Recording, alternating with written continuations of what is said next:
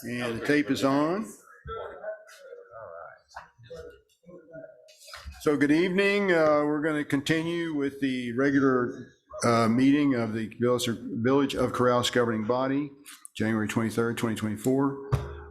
Please, if you haven't, put your phones on vibrate or turn them off so it doesn't disturb anybody giving testimony or asking questions. And then Councilor Mier, are you here? I'm still here. Councilor Woolman? Here. Councilor Knight? Still here. Councilor Burkett? Present. Councilor Murray? Here. Councilor also Brooke?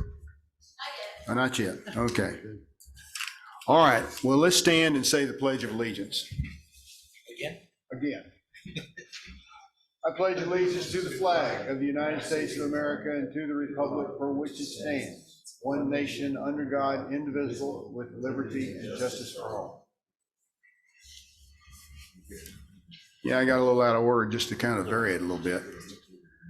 So I need a motion to approve the agenda, please. Have y'all all had a chance to look it over? Yes. So moved. I have a motion from Councilor Murray and a second from Councilor Knight. All those in favor signify by saying aye. Aye. Well, gee, I'll turn it over to you, Mr. Curry. Okay, I'll give you 1 second. What's up? I could talk about you chasing your dog.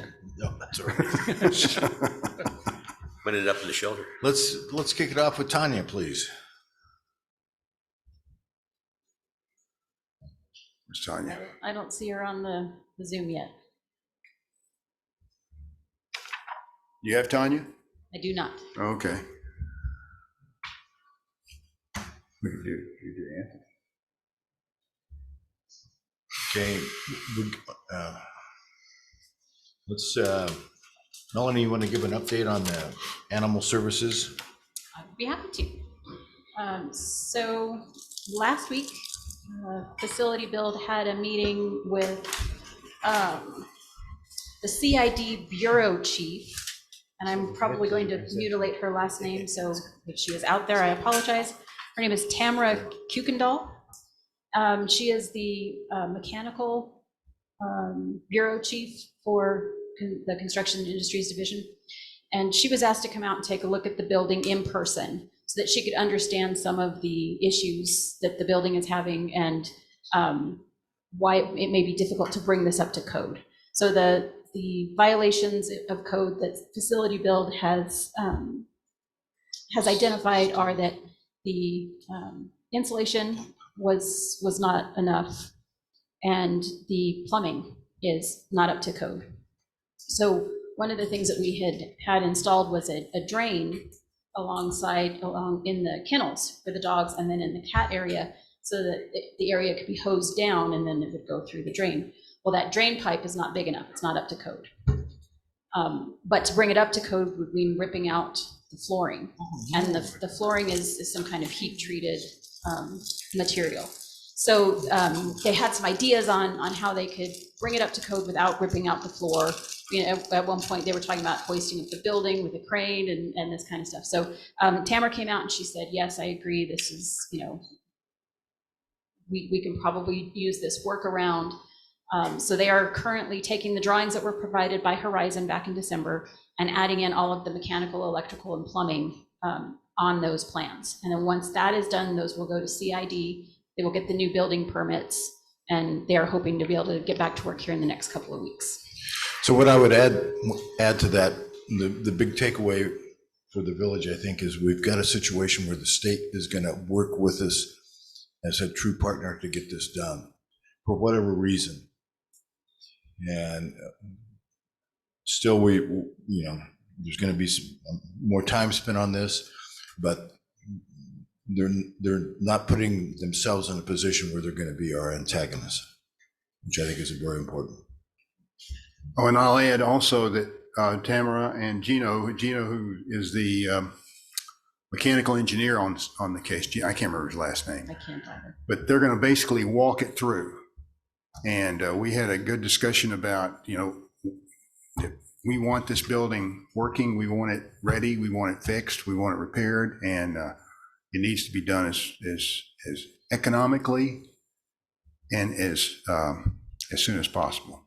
Councilor Woolman, you wanted to say something? No, you mentioned about the The plumbing is one issue, but then there's another issue with insulation. Is that a big deal? I noticed that the ceiling was removed at one point. Is it the ceiling insulation which is not sufficient? Both, Right. all the It's all of it. insulation, All of it. I'm sorry, go ahead. No, go ahead. No, all the insulation is inadequate. So if that's the case, whose responsibility is that? Is that Horizon for not knowing what the each state has in terms of their requirements? You know, I'm not prepared to give you a definitive answer right now, but what I can tell you is that it appears that there wasn't sufficient looking at the requirements of New Mexico requirements from Horizon when they were doing this. It appears that way right now. Yep. Because as you may know, within the CID, there's a manufactured housing division, which this would fall under. And there seemed to be little attention paid to that. And I think, Mayor, as you suggested previously, let's get this done, then we'll figure out later on, Yeah, in terms of responsibilities and things. yeah. We believe that, yes, we believe that's probably having discussed this with all the people involved.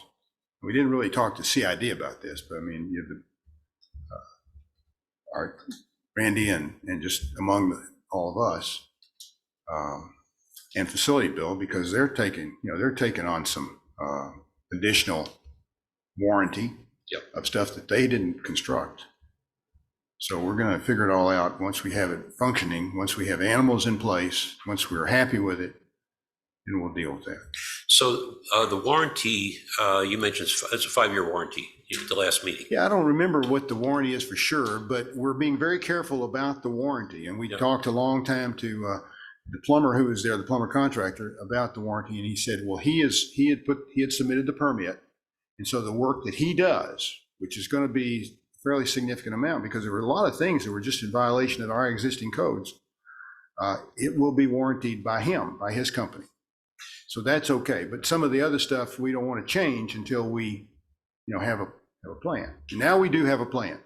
My question was, in terms of the warranty, it's not only things that may go wrong within that 5-year period, but is the warranty also covered that it's not that it should be to code when it's delivered?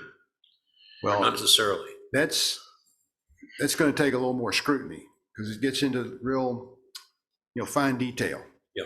You understand how that's done. Yeah. And it's going to take some scrutiny, and it's going to take some maybe a little arm twisting. Nothing violent, but just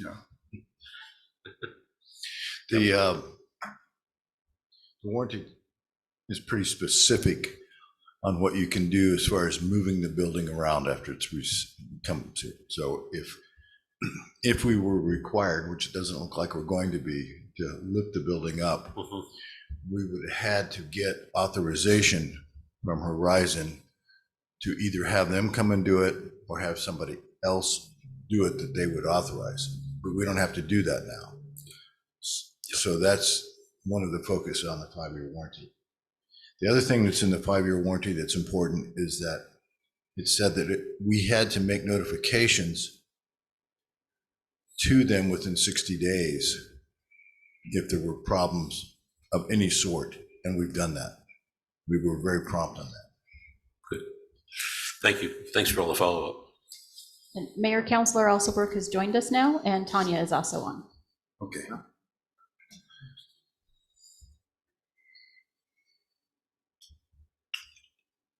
Tanya?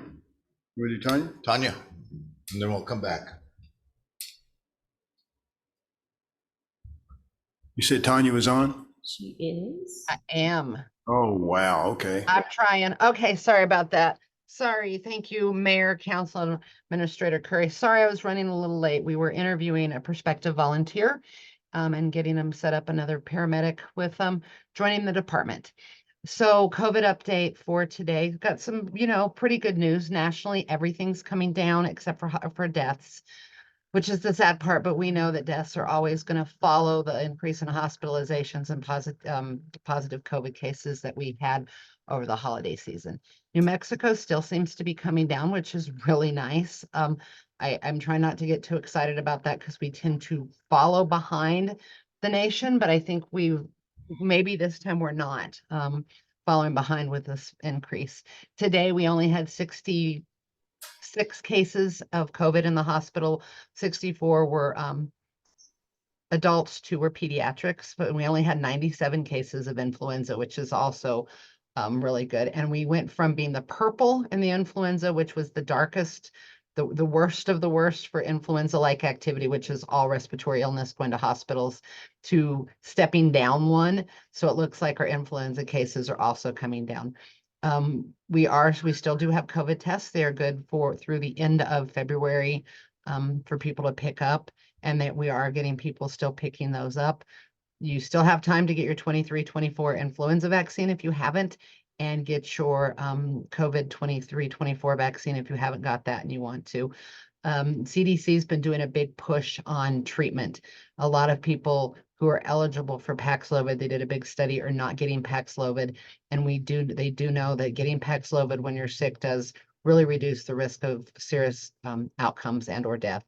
So put that in the back of your mind. If you get COVID, you need to start it within the first 5 days, and I'll be happy to answer any questions.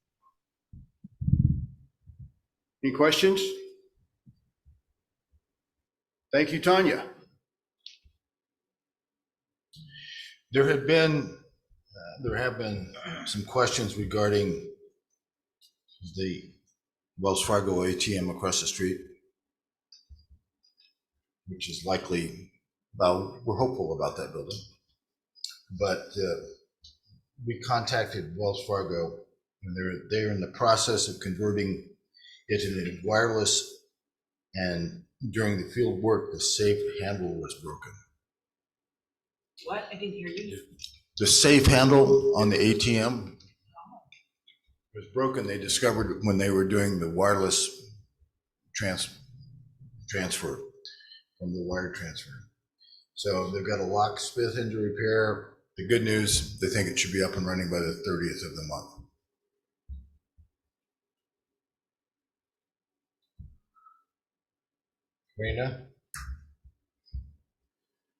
Raina would like to give you some financial numbers. Good evening, Mayor, Council. So this sheet is your mid-year report. Our revenues as of December 31st are $3,665,124. Our expenditures so far are $5,249,022. The reason for the big difference is the gym. Our available cash as of today, which includes LGIP, is $4,692,547. For anybody that's watching at home, the LGIP is the Local Government Investment Pool, which is in Santa Fe. The money is very fluid and it's gaining interest every day, so we have the money invested up there. Last month alone, we brought in $16,485 in interest in that fund. You say that a little louder, please? No, I'm lying. $17,090.31 is what we brought in interest in the LGIP. Our gross receipts are up from last year at this time, $124,563. Our property tax are up $4,245 from last year at this time. These are all as of December 31st.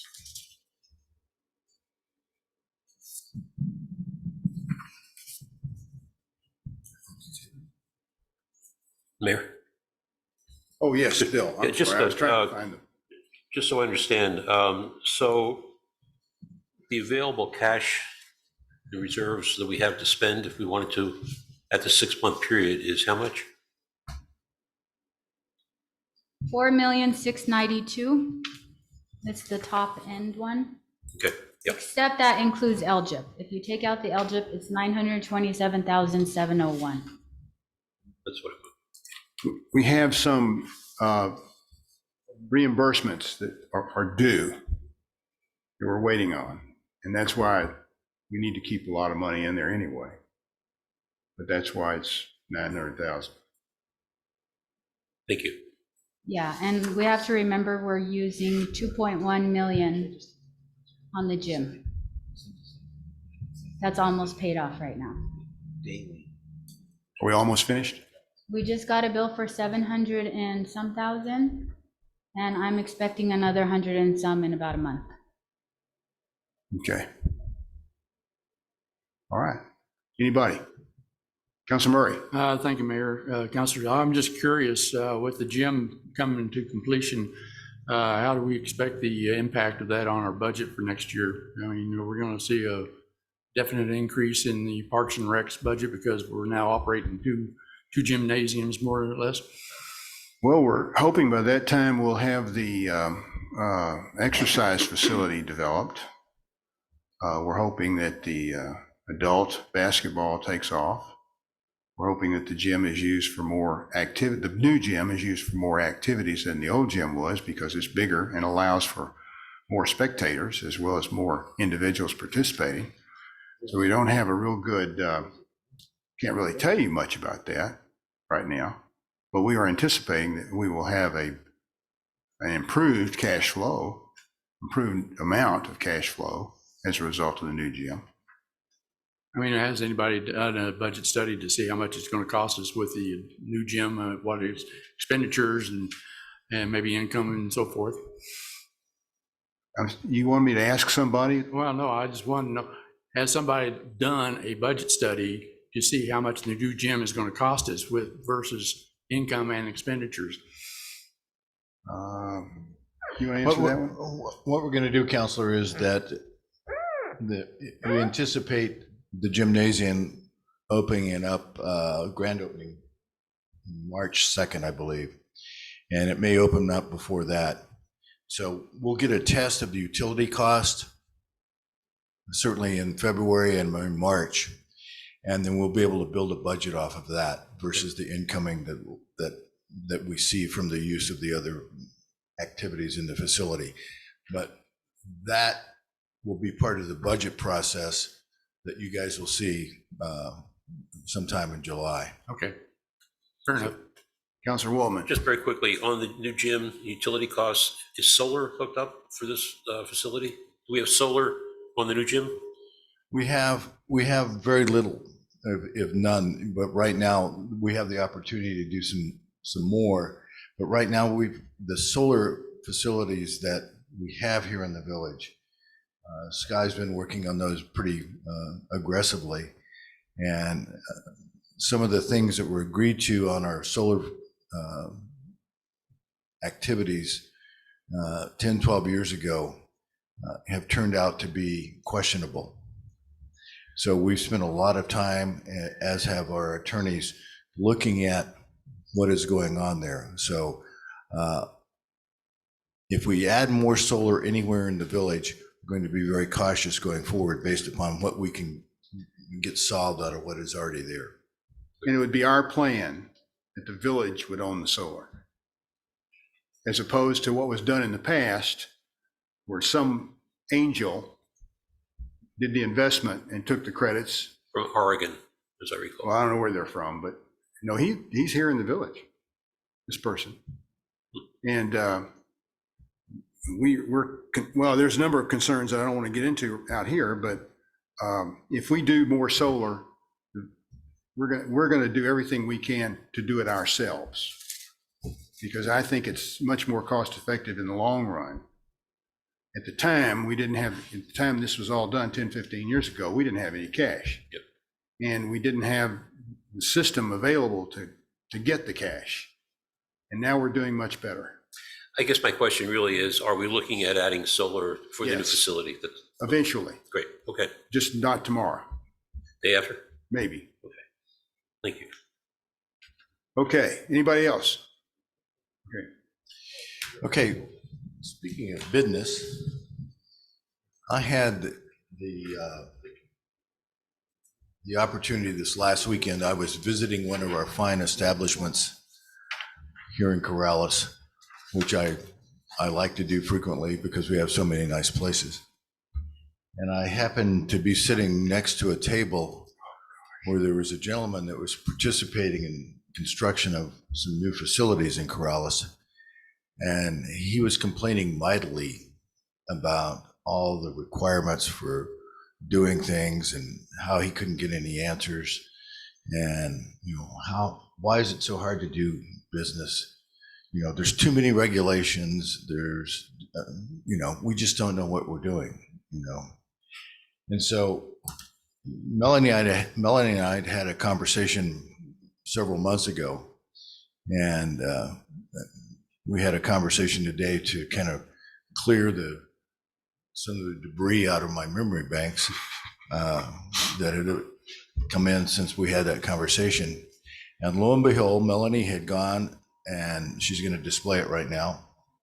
We have, and we're going to distribute this as much as possible going forward. On our website, you can see starting a business in Corrales. And it's coming up here. So we have put up a webpage telling people who are interested in doing business or opening a business in Corrales what they need to do and what they have to do to get that business open. So it's out there. We always look ways to improve it.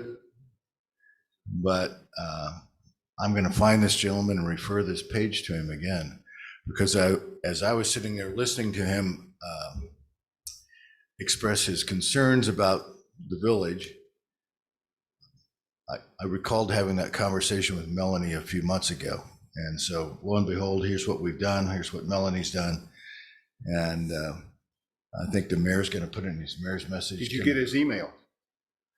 I'm working on it. Okay. So Yeah, we'll send him a message.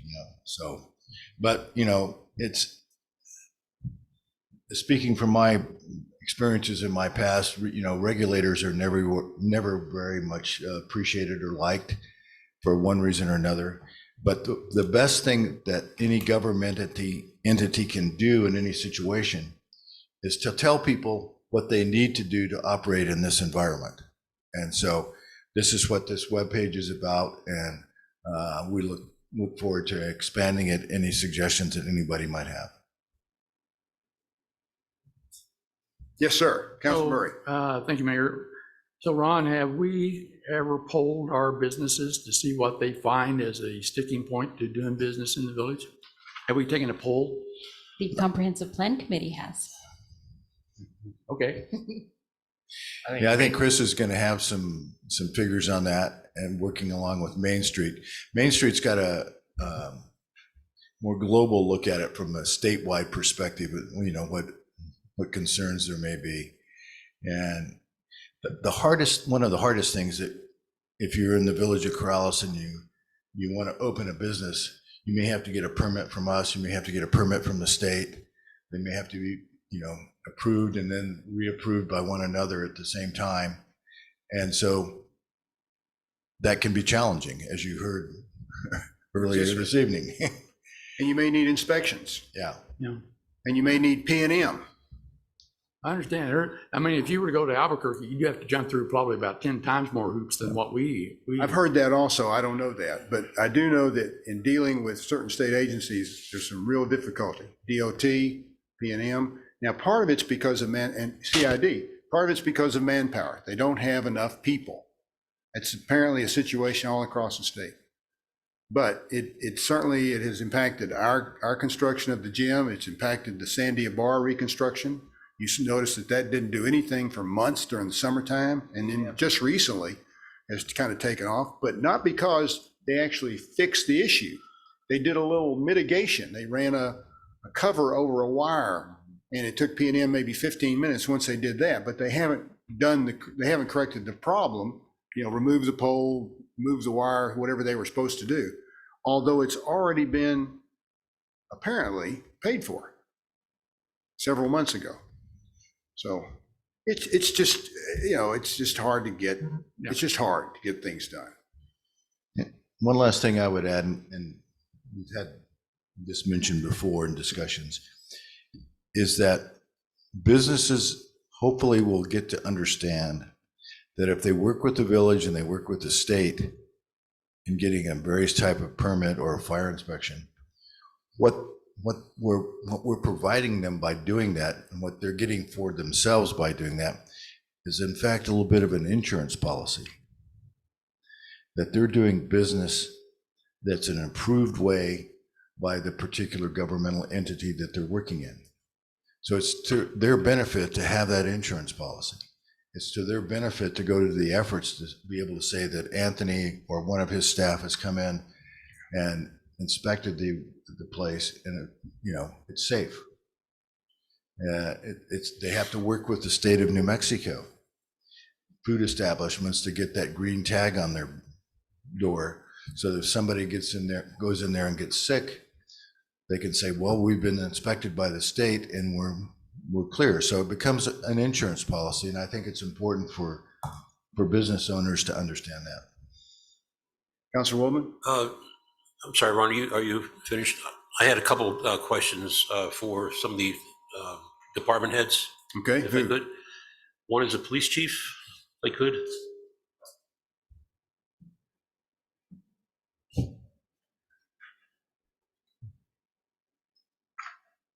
Just a very quick question. I noticed in your statistics that the speeding citations are up significantly.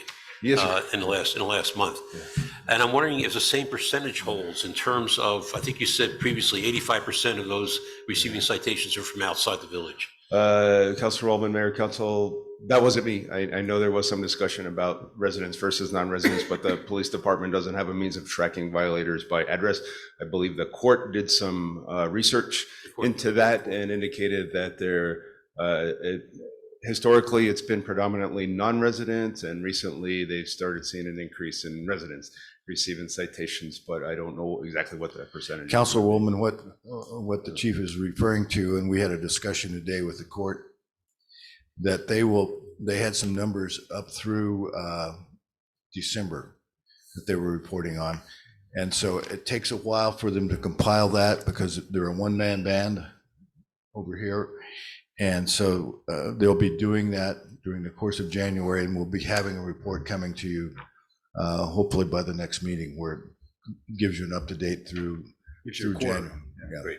Is the increase in this number of citations because you're now fully staffed, or We've been more strategically placed? Yeah. Well, fortunately, we've been able to maintain a higher staffing level than we have in the past few years. Our recruitment and retention has been trended in the right direction, and there's one officer in particular who really enjoys issuing traffic citations, and yes, we don't want to discourage that. And we are an equal opportunity enforcer, so he's out there. I'd imagine it's not going to maintain at this level forever, but it's good for now, and it's a little bit contagious in a sense as well, right? The other officers around him are jumping on board and making those stops too. Yeah, exactly. A little friendly, healthy competition. So we're hoping it has a deterrent effect. That's for sure.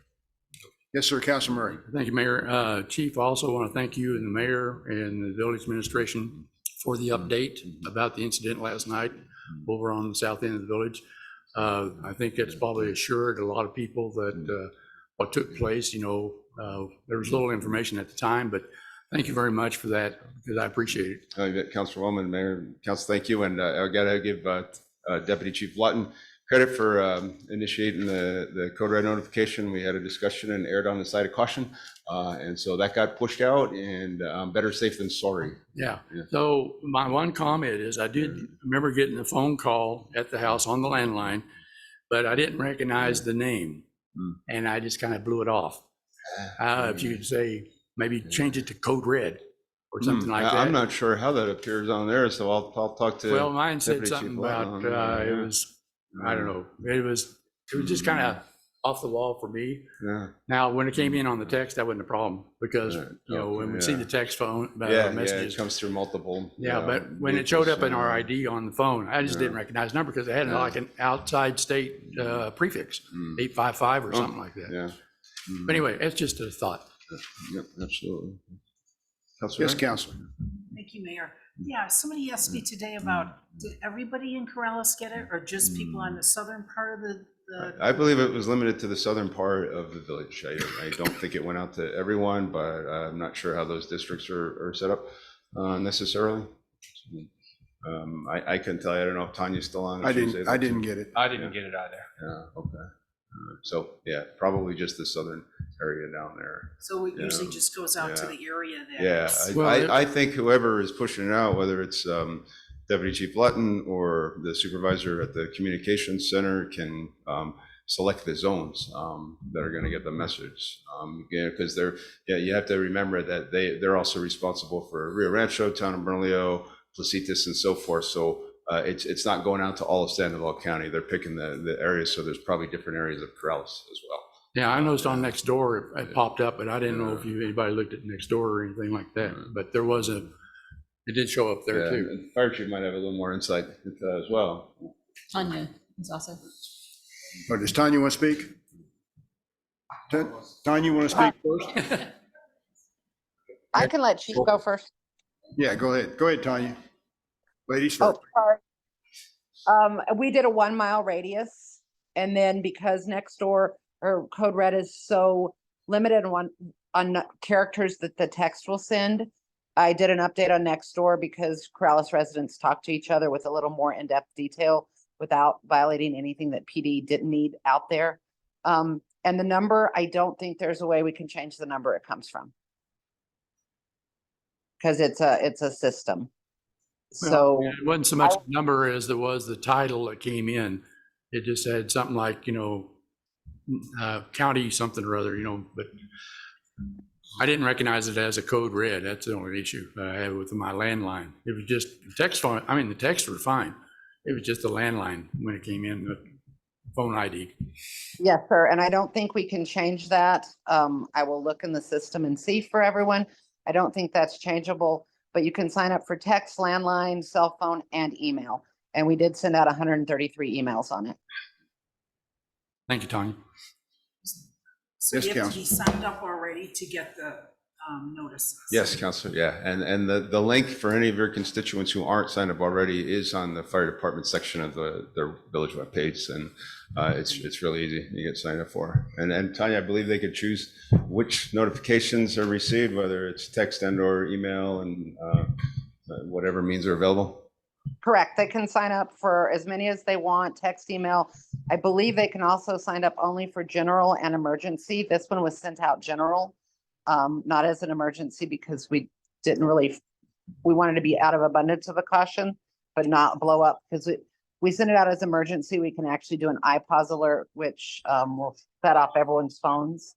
But we did not do it that way. And we also put it on the Facebook page. Councilor Wallman? I just wondering if there's any update on the investigation? No, sir, nothing beyond what was released today. A warrant for the suspect has been entered into NCIC. Every law enforcement agency in New Mexico and Arizona are looking.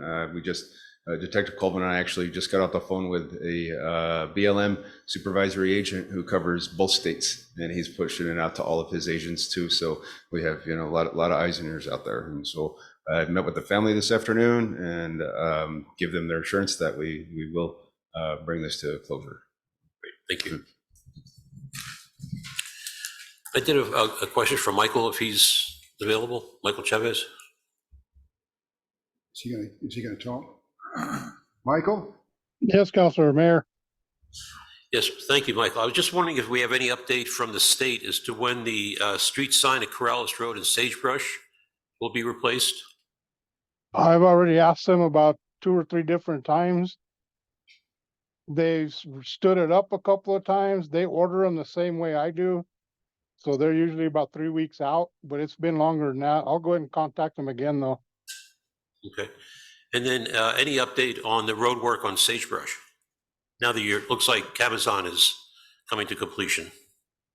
I need to talk to the contractor again. I'll push him some more. We're expecting the southern or the eastern section to be completed here in a couple of months too, the design. Good, thank you. And then one last question. I was wondering if we could get assurance from the fire chief that once the airboat is in, if we'll be able to have a ride on the airboat on the river. It's a wonderful picture, and I just want to be able to follow up on it.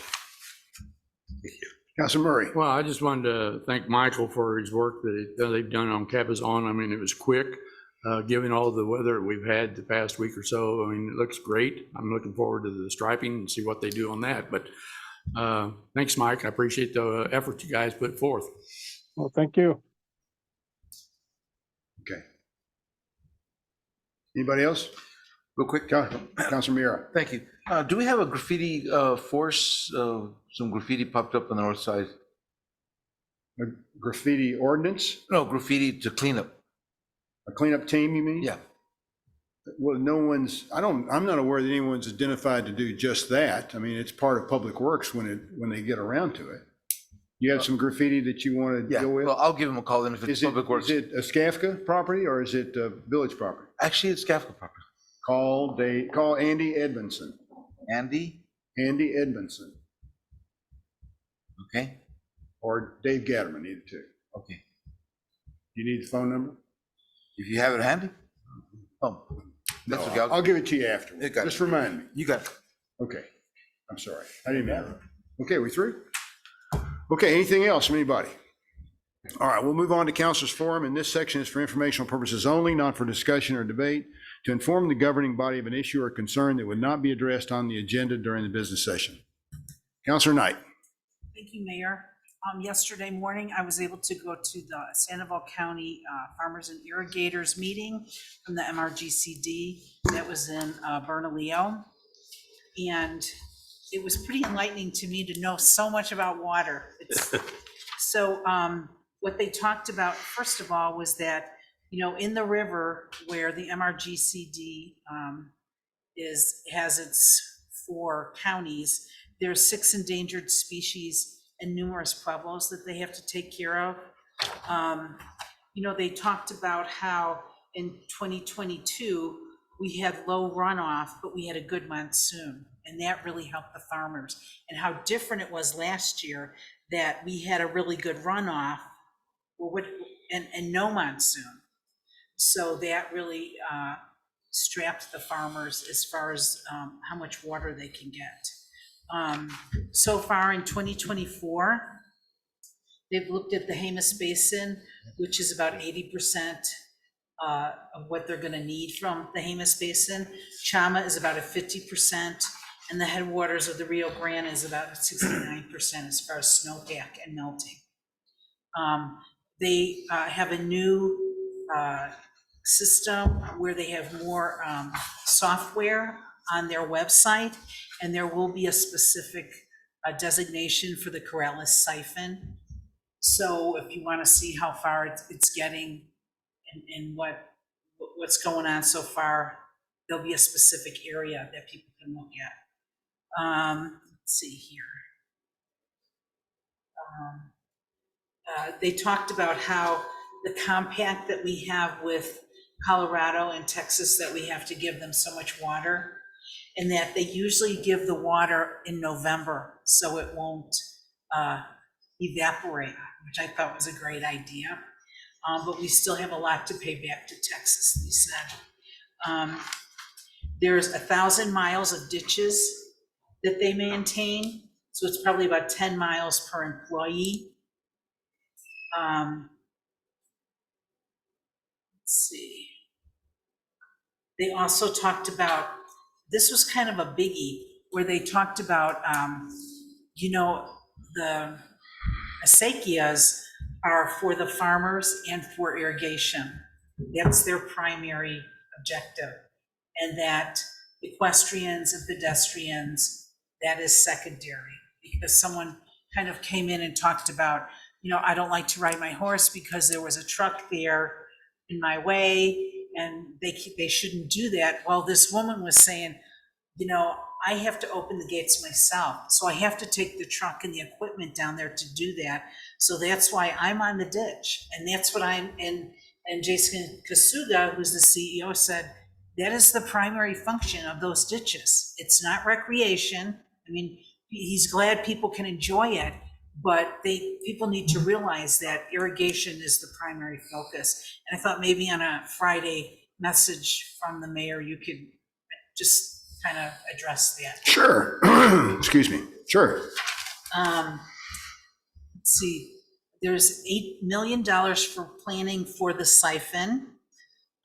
They're working with the Pueblo to start. They don't think it'll be fixed until 2025. And unfortunately, that isn't going to help our farmers this year. So we really need to pray for a good monsoon, because that's where they get most of the water. And then one last thing, Jason Kasuga again talked about how other states really regulate and monitor and keep track of the water levels, like whether it be an aquifer or other areas in the state, and that we don't have too much of that. So there is a Water Data Collection Act that, you know, if you run into Kathleen Cates or Brendan McKinnon, you maybe can mention that to them. It probably won't take place this year, but it's very important that, you know, how can we regulate something we don't know how much we have of it? So.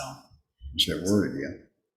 So again, it was, of all the people that were there yesterday, there were probably 20 people from Corrales. There were numerous people that work in the MRGCD with all different types of titles, water management and engineers. But I was impressed there were so many people from Corrales getting the information. That's it. Councilor Murray. Thank you, Mayor, councilors. So the MTV meeting was canceled for this month, so we'll meet in February. Also, to follow up with Councilor Knight, the Water Resource Board is going to meet February 22nd at 10 a.m.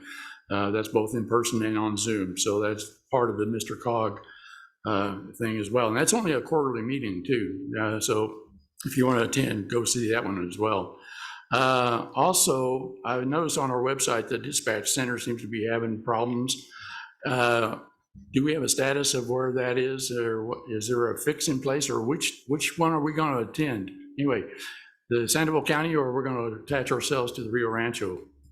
We're talking about the Sandoval County Regional Emergency Call Centers. Well, Rio Rancho has pretty much left the SCREC. That's what it's called, the SCREC. And we are in the process, the other members of the JPA are in the process of trying to adopt a JPA that will function for the rest of us. And we will probably have to, do you want to speak to this at all? I mean, I don't think we're really at a point we can tell you much. Anthony, our fire chief, is the chairman, and we are in the process of trying to work through a transition. The transition is going to occur, they're going to stop. Rio Rancho is going to stop in June of 25. So we have about 1.5 years to do this, and we've already started meeting and discussing this, and we've put together groups to plan the JPA and who's going to be the fiscal agent. And I think, and this was my perception, that long-term, we're going to look into the possibility that this regional call center can be a standalone facility, much like SCAFCA or a MAFCA or any of those. And we would be oversight and be, you know, part of the governance, but they would be pretty much independent. Okay. So we don't have the political entities getting involved in providing emergency services to our community. So but if somebody dials 911, are they going to get through? They will get service. Yes. Now, something happened the other day where there was an issue with some of the communications, but that's, I believe that's been taken care of. It still shows on our website right now that there's 911 disruptions on a much shorter scale than the previous commentary. So I don't know if that's accurate or not, but it says that there's a list of other random phone numbers to call instead of 911 if you have an emergency, which Well, we had some issues. Anthony, you want to speak to that? doesn't seem super useful, that if you have an emergency, that you're going to go to the village website and look at. You know, I alternative agree. Yes, completely. Mayor, councilors, yeah, so on Friday, there was an incident with the admin lines and getting a hold of the dispatch center, so, and the 911s. So we had to push out alternate phone numbers. So they're in the process of fixing that. And so far, you know, yesterday's incident, people were calling into the dispatch center, you know, wondering what's going on. So, you know, they're getting through. But I don't know what caused the issue. So to answer your question about if someone's going to call 911, it's state law that the PSAP center has to answer the 911 phone calls during this transition. But like the mayor stated, we are in the process of working all the details out. And, we don't want to create any sort of public panic or anything. Someone will answer your 911 call, and it will get distributed to the appropriate agency to respond for whatever emergency you have, whether it's law, fire, emergency medical. So. Thank you.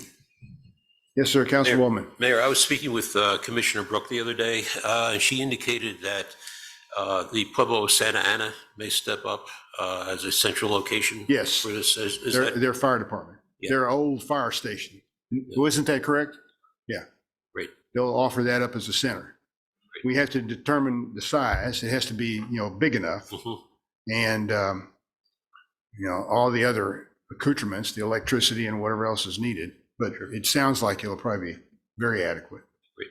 Good. Thank you. And the county has said basically that although I know that the county manager doesn't really like this idea, they would take over being the fiscal agents.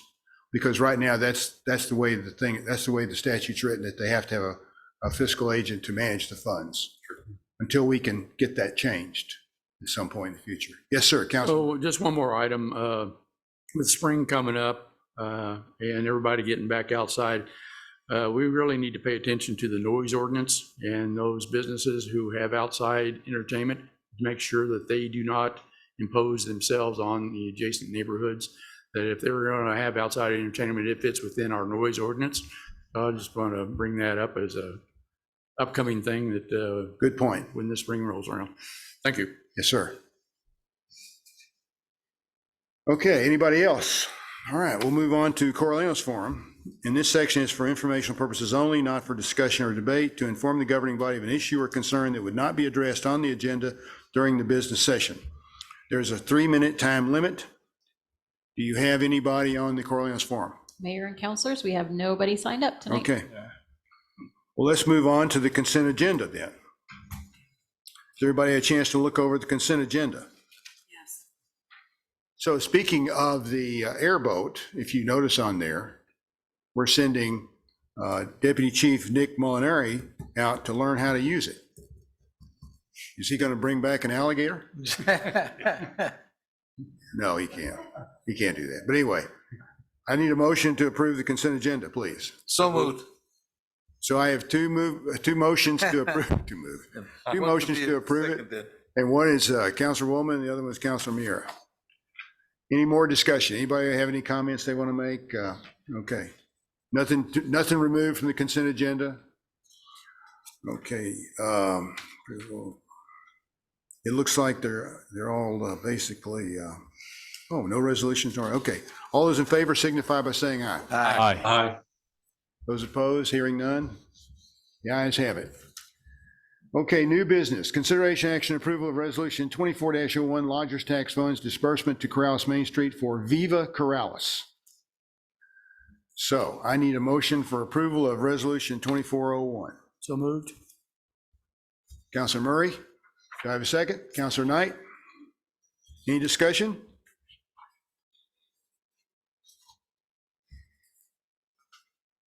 So this is for a $2,500 payment from Lodgers Tax to Corrales Main Street to cover Viva Las Vegas. Viva Las Vegas.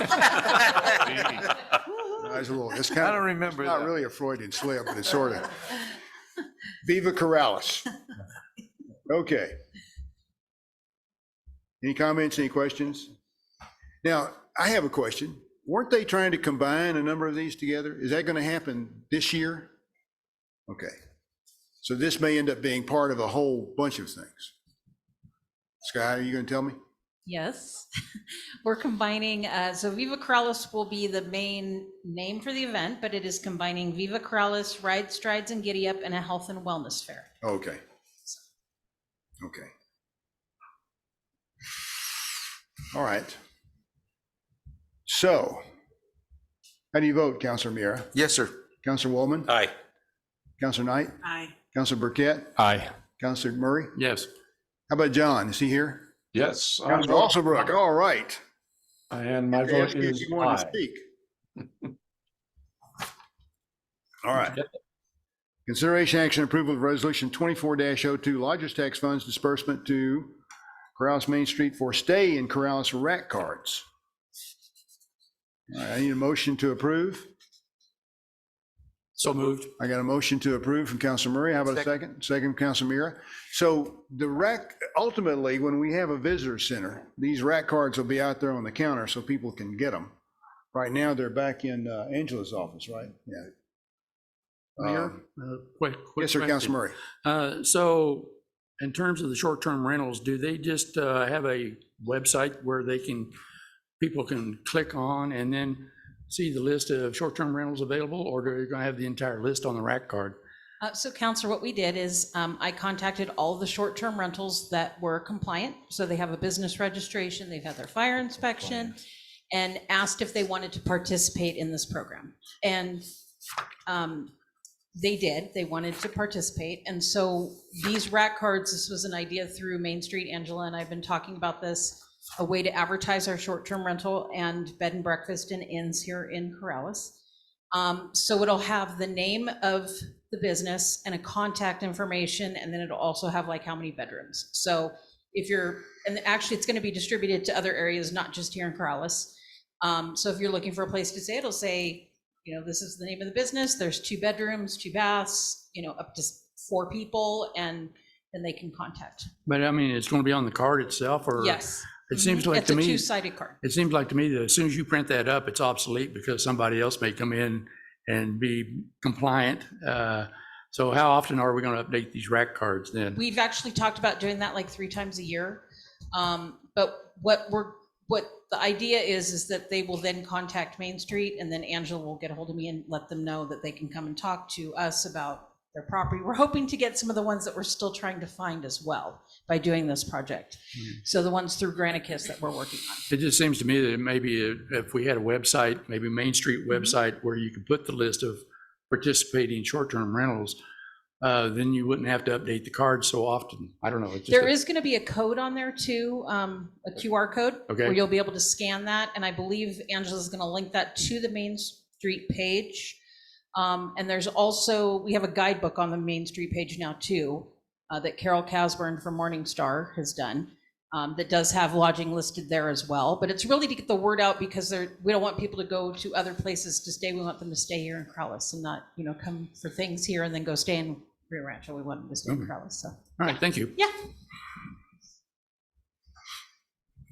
There'll be a lot of increased traffic in the village. More tickets. We hope. Only speeders. Okay. Anybody else? Any other comments? So how do you vote, Councilor Murray? Yes. Councilor Alsobrook? Aye.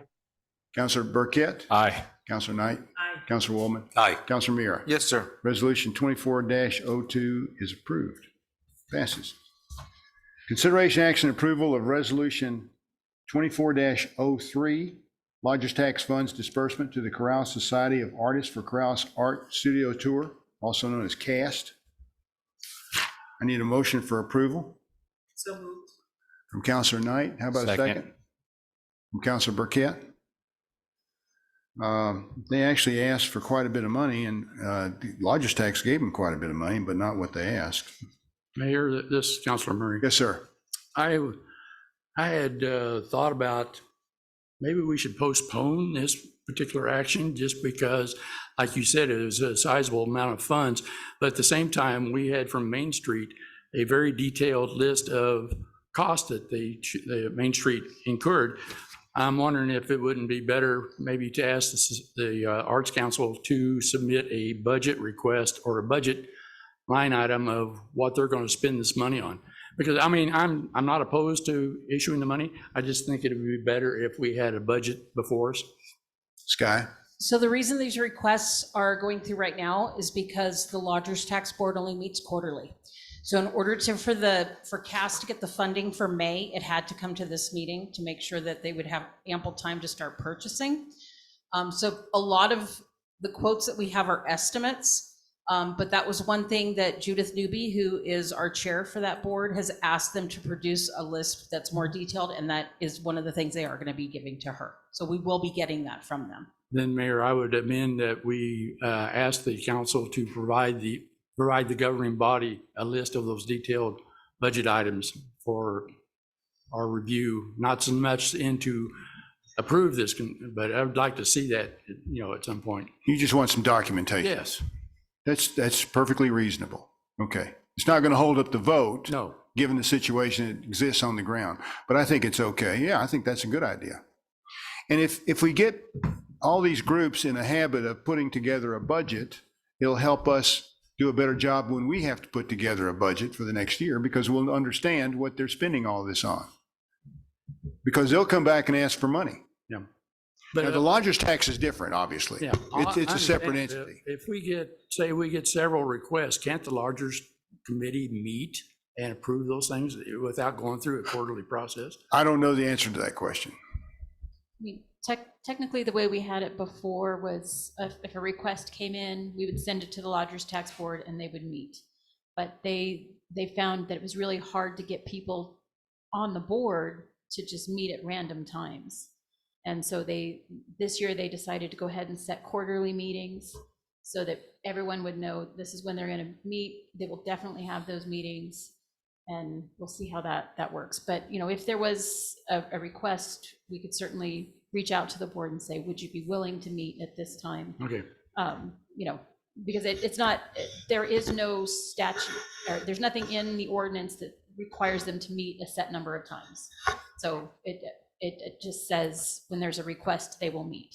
Now, I may have misdirected you. We don't budget for lodger's tax. Lodger's tax comes from taxes on Airbnb, bed and breakfast, things like that. Okay. That's why we had the Granicus request. Right. a So we while can back. track all the ones down so they can contribute to the lodger's tax fund. And right now, it's a pretty good sized fund. I think- Oh, here we go. Quarterly report. Lodgers tax is 214, so they have approximately 29,000. $29,000. So, they're. Yeah, and it But has to be spent within a certain amount of time. Yeah, we need to know how much is being spent so we can keep it solvent, I guess, keep it in the black. Okay. Anyone else? So did you make a note to try to get get the council a breakdown if possible? Yeah. Okay, Councilor Alsobrook, how do you vote? I vote aye. Councilor Mier? Yes, sir. Councilor Knight? Aye. Councilor Murray? Yes. Councilor Woolman? Aye. Councilor Burkett? Aye. Okay.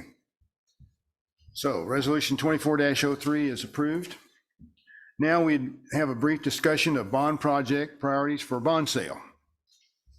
Who would like to, Mayor, Councilor Woolman? we may have missed one for the Corral Society of Artists.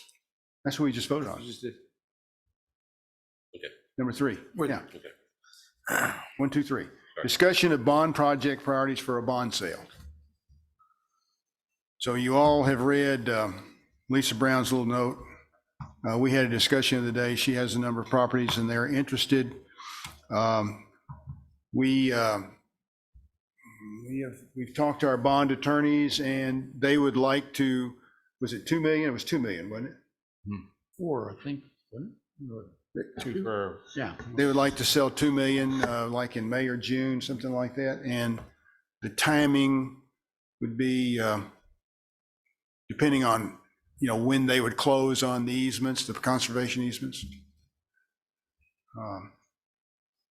I guess what we're asking is, do you have a preference of, how much you want to sell, how much in bonds you want to sell and when you want to sell them?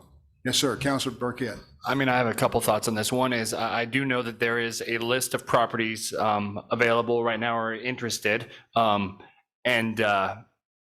When we make this decision, how much to sell and when to sell, it kind of gives the green light to this commission to further explore these properties. They don't want to waste anybody's time by having conversations with them if the money's not going to be available for 2 years. So my inclination would be to do the 2 million. And then also, we need to start thinking about the bond was vague. It was vague as far as we can acquire properties, we can do conservation easements.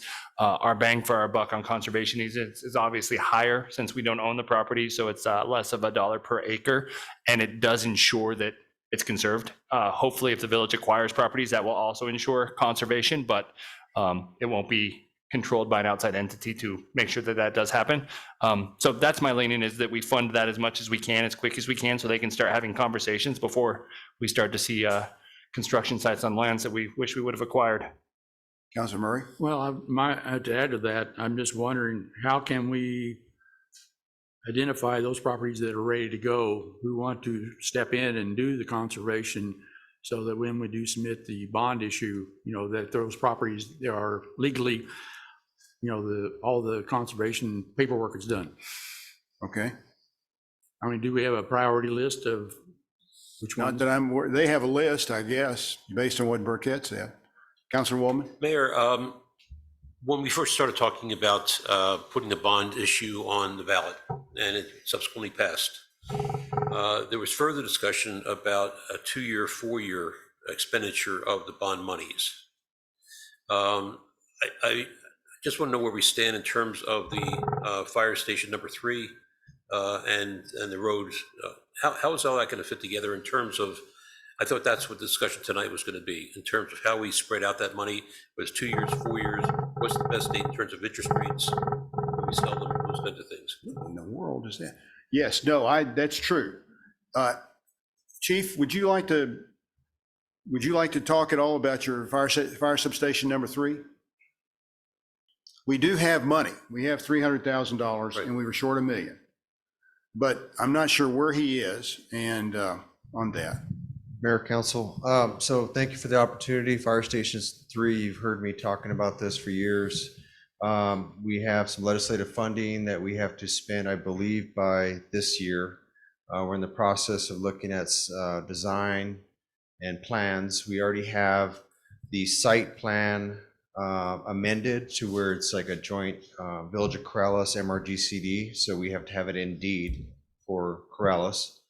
So we have been pursuing this. The holdup is the design of the fire station. We want to make it look aesthetically pleasing for the area. We're going back and forth as far as coming up with a design for like a barn looking structure.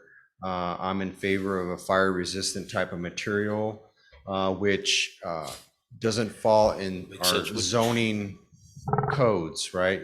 So I may have to go back or have to go to planning and zoning and ask for some variances pertaining to the exterior look of the structure. So that's kind of where I'm at. But we're definitely moving forward with it. And some things have changed since our first preliminary design of this fire substation. We're actually looking at maybe trying to add a small little office. During COVID, we come to realize that we don't have the storage room.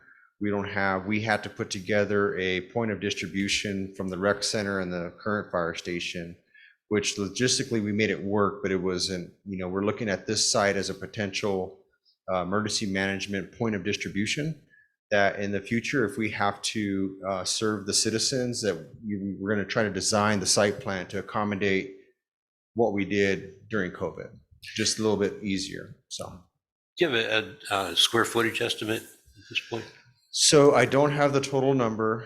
What we'd like to do is design it to where it has like 2 bays facing Loma Larga, with one long bay that you wouldn't see the door except for it's off to the side for a longer truck. So it's going to give you the look of a small little substation, but really accommodate up to 3 fire apparatus and maybe a small little office or little clinic room, I want to say. So this is primarily for equipment. Primary for equipment. It's not going to be staffed. It's a location where it would be classified under the State Fire Marshal's office as a fire substation. Unless they classify it as a main fire station, because we added like an office or a little meeting room, which helps us fund we get additional monies from the State Fire Marshal's office, which we use towards equipment purchase and safety gear and training. We can't use it for employees. So I hope that answers your questions. And then we also have a request in through the ICIP for for some of this. Is that correct? Correct. Yes. Counselor, did you want to say something? Well, I was just looking at the pamphlet. So the bond, we have approved the bond for 1 million. So we're looking at spending at least 2 million or, maybe 3. I don't know. Is that the intent, or is there, or to keep ourselves restrained to about 2 million? So the way, when we talked to Jill Sweeney, our bond attorney, and I can't remember, Angst? Is that his Brad. name? Brad Angst? Brad Angst. What? Brad Angst. Yeah. They said 2 million this late spring, early summer. Tell me if I get these dates wrong. Is that about right? So they said we need to sell about 2 million to keep our rates constant, and that has to be done by June 30th. Yeah. So if we did the farmland, the way the farmland bond works is the closing on the property easement, or the easement, has to occur at the same time as the bond sale. So all of those properties would have to be ready to go and everything done before that June 30th deadline. So that's really kind of where we're at with the bond attorneys. And Jill thinks we could do it, but. Councilor Burkett. Is that how the last one worked? Because if I remember correctly, we closed on those conservation easements at different times, and we had that money, we requested that money, we funded that money, and then we had it sitting in our accounts and dispersed it. We had a certain time period that we had to unload it by. They did say we could do the sale as a different type of sale, but it's different rates, and we may not have as much of the bond available to us if we go that route. So they did say we could do that and have the 2 million as, a bond sale that would be available to the village for use whenever. But I guess you get a better rate if you do it this other way, is what Jill was saying. You can also do a private sale too. They talked about that. Councilor Murray. Well, I was just going to say, maybe we need to get Jill in here on the February 13th meeting to give us an update. We can do, and we talked about that. And then also look at the list. If the Farmland Preservation Committee has a list, I'd like to see that too, and how much what we would be spending. And by the time we have that meeting, we may have something else we have discussed. Right. Yes, Councilor. So just from my understanding of how they work, they have a list of viable, potential, interesting properties that will not become public knowledge until they are very close, and even our knowledge until they have an agreeable party, they have agreeable terms, and then they'll come to us and present the opportunity. I think it would be probably helpful for this body to have them come present at some point, and we could at least voice our opinion. Which them? The Farmland Preservation Commission. Okay. Just so we can make sure that their priorities are aligned with the priorities of the council body. And we can do that. And I think it might be better to do that after we sort of we all have a better grasp of this timing that's necessary. And the fact we want to do farmland preservation, conservation easements versus open space. Yeah. And I think just us having this conversation, and if we come out of this conversation with a general sense that people are interested in funding this and funding this sooner than later, then that at least gives them the green light to start having some of these conversations to gather more information that's going to be more valuable to us to make final decisions. Enough so that the February 13th could satisfy both needs? I mean, I think they could probably talk in general ideas. I doubt they would have any particularly identified properties far enough in that process. I don't think they're going to do anything, say anything specific. Yeah, but that's why I just want to know if they could at least come back and we could talk about the issue. Yeah, I don't want to speak for their availability, but I imagine that they could probably at least come have a conversation. And the other, thank you. And the other question I had is that we don't have to inspect those properties or anything. That's a given on some of those. What do you mean inspect? And the properties that are going to be available, or what may be made available, we don't have to go out and look at them and so forth and have somebody give us. We don't have to. It's private property, and it's usually done through a broker, Michael, whatever, I can't remember his name. Cisco. Yep. Cisco. Cisco? Yeah. Okay. And those estimated values are going to be appropriate for whatever it is that we're purchasing. Thank you. Well, yeah. And it does look like Matthew Hogan from the bond attorney's office is on our Zoom too, if there's a specific question that needs to be answered. Okay. But- Yeah, this is Matt Hogan. With respect to the measures that were approved at the election, there was, as I think you recall, there's $1 million for road and flood control. Then there's 1 million that was approved for fire department facilities, and then there's 2 million that was approved for rights of way for farmland preservation and open space purposes. But according to, I think Jill had a conversation with Brad Angston that the capacity for borrowing is around like 2 to 2.2 million. So I think, there'll need to be some sort of determination as to, of those 3 projects that were approved by the voters, what the priority is of the village council. Okay, Councilor Murray. So, Chief Martinez, if you needed funds for design, how much would you need if we were to maybe attach some of these bond issues to that, or for you? Or how much money do you have available for design, or do you need additional monies? Mayor, Council, I'm currently trying to figure that out because I have that 300,000, and I'm hoping that'll complete the full design and everything, and then I'll need money to go out either for bid or hire a contractor for the construction. When you talk about 300,000, you're talking about what we've asked for from the legislature? Well, I've already received from the legislature. That's what I'm working on now. Okay, Yeah. so the 300,000 we have in our, we've got the grant already for the 300,000? Yes, sir. Okay, never mind, I'm just confused. Yeah, the initial, some time ago, estimate was 1.3 million.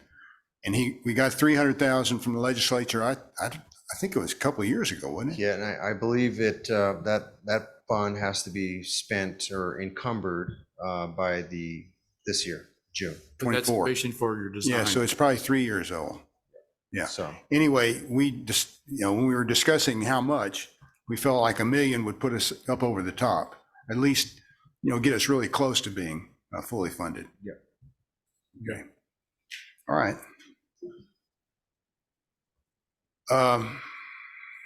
You have anything you want to add? Does anybody else have anything they want to talk about? So everyone would be okay with a meeting perhaps with the bond council, going over the bonds, the timing of sale, et cetera, the possible interest rates, February 13th? Next meeting. Next meeting? Yeah. Day before Valentine's Day. That's Valentine's Eve. So Yeah. you'll be here. Are you okay with that? I'm texting my wife right now to verify I'm okay with that.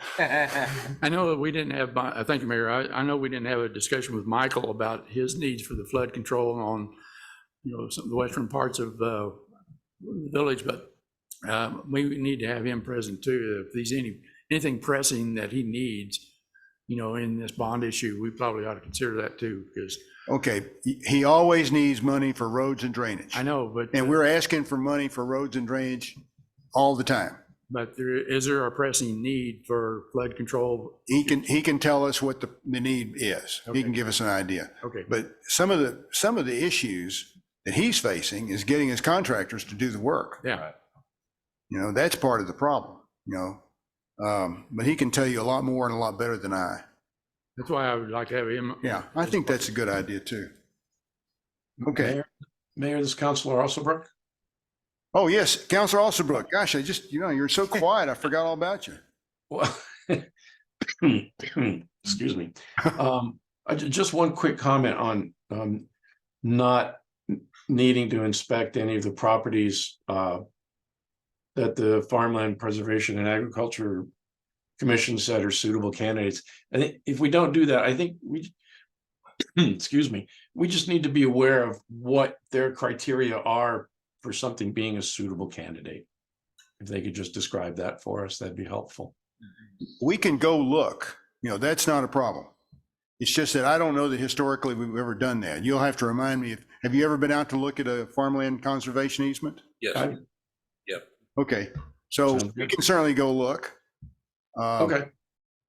I know I saw Brad Haslam's place, and there's someone else I went to, but no, it's not done. It hasn't been done as far as I'm aware for all the properties. Yeah. All right. Thank you, Mayor. But we can do that. We'll move on to number 5, discussion of rules of procedure for the governing body. Does anybody have any thoughts they want to share? Councilor Murray. Thank you, Mayor. Under Rule 2-3 order of business, do we need to have a line in there about where you call for an executive session as a list of items to, because I think that was, We can do that. well, I mean, is that something that needs to be inserted into that? It's going to usually be at the end. Yeah. I mean, we can certainly add it. I think it's in section A. Anyway, you. Yeah, I'm looking for it right now. We never had it in the ordinance, but that doesn't necessarily mean anything one way or the other. Right. I mean, it's just a list of items, the order of business for the governing body, to be conducted, and you give this list of stuff. I just wonder, is there a need to put in the call I think for- in that case, the Open Meetings Act might overrule that. So as, Okay. as long as we're citing the Open Meetings Act and what section of that is being exempted, I think we're okay. Okay. But that might be a good attorney question. Talking about closed session, Mr. Tager? Do we need to have it on our list of Off the top order of of my business? head, I tend to agree with Melanie. If the Open Meeting Act requires a motion and a vote on going into closed session, I think, I don't know that it needs to be in the order of items. When it's an issue, when we are going to do it, we just add it to our agenda. Correct. Okay. Sort of like new business. Correct. That's Mayor, Pretty much be under news. Yes, just a quick question, because when you talk about maybe adjusting the order of the agenda, would that be a possibility that item could moved up to the beginning of a meeting versus that being at the end? I'm just throwing this out as a what if and see if it sticks. Yeah, I think the way the rules are written in this set of procedures, it does give some flexibility for somebody on the council to say, I'd like to move that we move the executive session forward on the agenda to item number 2 or whatever. And then it could just be a motion to vote on. And we So it have gives done us that some- with other things in the past, like appointments, like presentations, Yeah. that kind of stuff. So yeah, I think it's okay. I mean, it's not like we're not going to tell people about it. I mean, the closed session, we can't tell them about it until after the fact. But yes, sir, Councilor Burkett. So to exactly what you just said, we had talked about potentially moving appointments that aren't on the consent agenda further up in the meeting. I'd like to see those as close to the front as possible. So if somebody wants to have family come watch them get appointed, or if they want to come, they don't have to sit through 2.5 hours of everything else. And then very selfishly, would it be possible to rearrange counselors and Corleños forums? Since we're not allowed to discuss things that are mentioned in the Corleños forum, I think it'd be kind of nice to have the counselors forum after. So if we wanted to make a very brief comment on something without it becoming a discussion and being out of line, I think that's maybe a potential fix for that. Not a bad idea. Sounds good to me if the rest of the council thinks that's good. I like that. Okay, we'll do that. That sounds all right.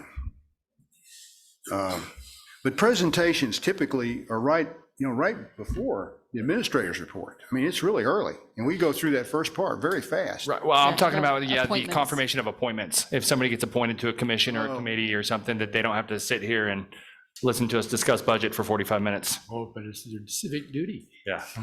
We could possibly move that up maybe after administrator's report. Yeah, well, I think we had also talked about putting all of them in the consent agenda.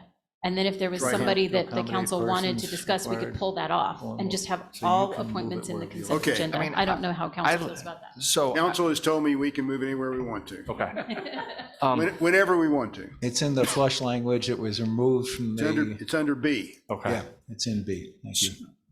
Yes, sir. So I like what you just said, but I do think that if anyone volunteers to do something within the village and they want to come and be recognized for that effort, that they shouldn't be grouped into the consent agenda. So I guess we just need to very consciously try to notice if people are here and then vote to remove them from the consent agenda so we can thank them for their service.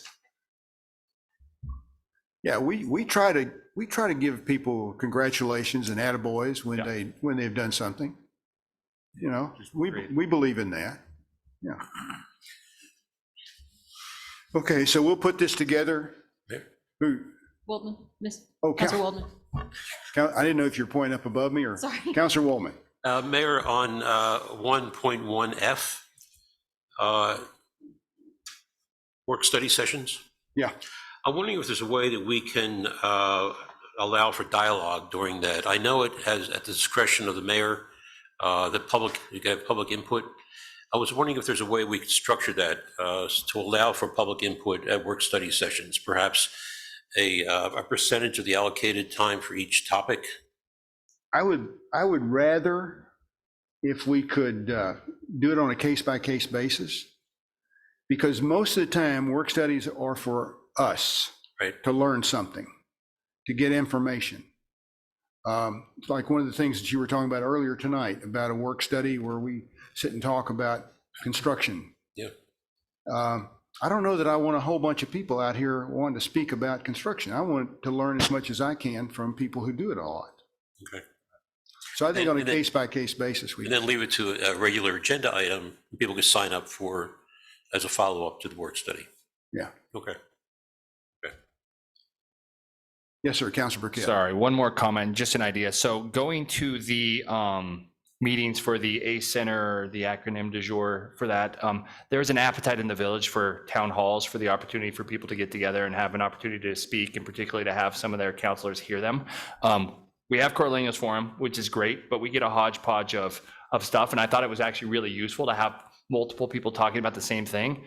I don't know how we work that into the schedule, or if that's something that twice a year we could try to do a town hall and let people come and give them 3 minutes. I thought they did a really good job of those meetings at keeping them on task, keeping it to a very focused 3 minutes. But I took a ton away from those meetings that was really helpful, and it'd be nice to formalize that so people do feel like that they have another venue maybe to reach out. Okay, put it together. We'll look at it. I like that. Yes, sir, Councilor Murray. Well, to follow that up, one of the comments I got too after that town forum was using maybe the old gym or a portion of that old gym as a meeting area. It's larger. Maybe we could, use that to, if we exceed this council chamber. We're very close. Yeah. So yeah, we are. But anyway, that was an idea that somebody talked to me about too, was using the old gym, even though it was going to be converted into an exercise facility. But could we also have meetings in there for a town forum of some kind? Right. That can be considered, because none of that's written in stone yet. Well, it wasn't even written in stone, but, okay. Mayor? Yes, It Councilor. was kind of amazing to me on Thursday night when I was there. There were so many people at the old church and wanted to be heard. I just said at the end, and you might have laughed, but I said, this is great that you're all here, but you need to come to the council meetings too, so we can hear you. And because we don't get anybody usually. Well, they don't even have to come. They can go online. Yeah. They can send Melanie a note and say, hey, we want to talk. Email her. Isn't that your Yeah, as long as they email me by noon on Tuesday, I'll read it into the record. Or they can email you and say, we would like to speak on Zoom. Yes, you can still And speak when on they Zoom. zoom in, when they connect, and she has a note from them, says, hey, I want to speak. They get 3 minutes. They can speak. They can read a prepared document. Whatever. So no, the technology allows it right now. But, but sure, all those thoughts are good thoughts. And so it looks like Councilor Burkett wants to put something together, and perhaps you should all give those things to him, and he'll figure it out, and then we'll try to come up with a plan. Mr. Mayor and councilors, you just have to be careful if it's a quorum of the governing body that attends the town hall, and you've got to do We have to do a notice. an agenda, and observe the Open Meetings Act requirements. If it's individual councilors or a couple of you, that you don't have to, but What's just the be time mindful. limit on that? For For what we just talked about there? How far in advance do you have to notice? Got to give you time. Oh, so if people notify me by noon the day of the meeting, then I'll add them to the list. Okay, thank you. Okay. All right. So we're going to go into a closed session at this time. I need a motion to go into closed executive session pursuant to provisions of the New Mexico Open Meeting Act adopted by the Village Council pursuant to NMSA 1978, Section 10-15-1H8. So moved. I have a motion. Do I have a second? And I have a second from Counselor, I'm going to give that to Counselor Knight. And we are now in executive session.